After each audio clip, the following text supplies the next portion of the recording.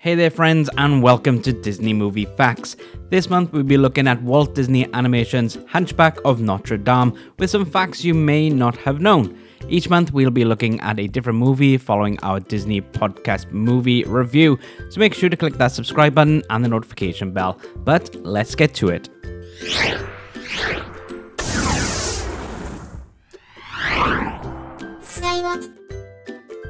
Let's kick this off with the beginning. So we all know that Hunchback starts off with an epic song sung by Clopin, but did you know that it almost started off with a monologue? Can you imagine that?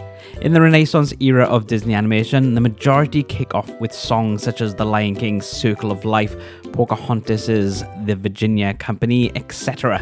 So imagine going back to some old way of storytelling with a boring monologue. I'm personally glad we had the Bells of Notre Dame to kick this one off.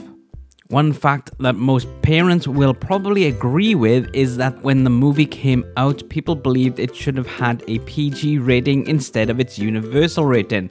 Also, Disney thought it would be given a PG rating too. The movie was aimed at children, yet the themes were quite dark, taboo in some senses, and very intense mature themes. Jason Alexander, who voiced the boar-looking gargoyle Hugo, wouldn't let his 4-year-old son watch the movie due to the dark themes. What do you guys think? Should it have been rated U or G for America, or do you agree with people saying it should have been a PG rating? Quasimodo was voiced by Tom Hulce in Disney's The Hunchback of Notre Dame, but did you know that Mandy Patinkin was originally going to be Quasi? Mandy, who people know from The Princess Bride, Dick Tracy, and Alien Nation, did originally accept the role with a very excited yes, but producers wanted a more, in quotes, friendlier bell ringer. Mandy did go on to become Quasi in a TV adapted movie, but also lent his voice in Disney's Hercules.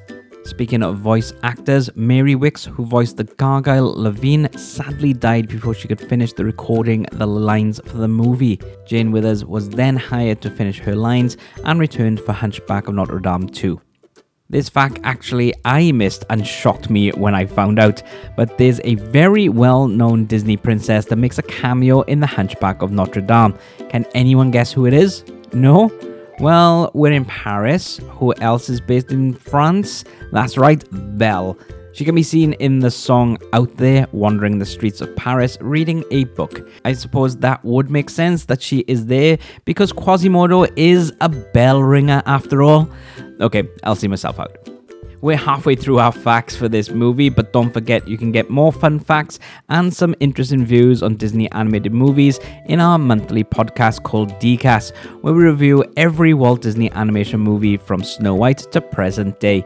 Don't forget to check it out every second Saturday of the month, so hit that subscribe button and the notification bell, setting it to all to make sure you get notified when our videos go out.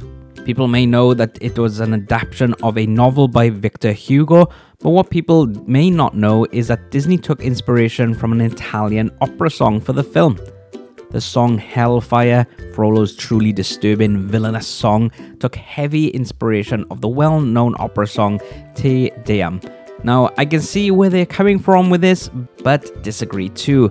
The churchy bits of Hellfire would be, but when he becomes more all dark and disturbing, I can't quite see it. Have a Google and see what you think. But talking of Frollo and Victor Hugo, Frollo's job was changed for the Disney version from the classic novel.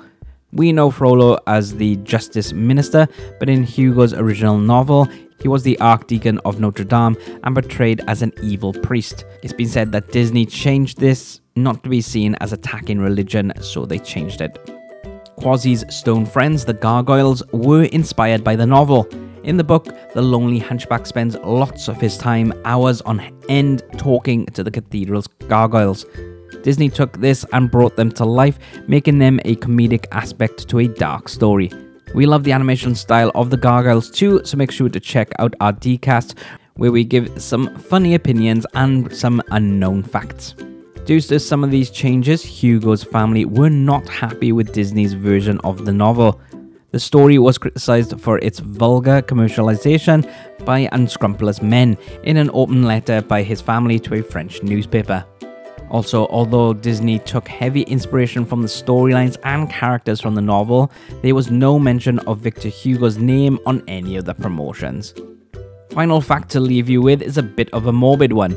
In Disney's version, Esmeralda is spared and Frollo falls to his death off the top of Notre Dame. However, in the novel, Quasimodo rushes to the top of Notre Dame to find Frollo standing there looking off into the distance.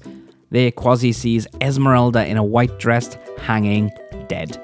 Quasi grabs Frollo and throws him off. So quite a dark ending, really.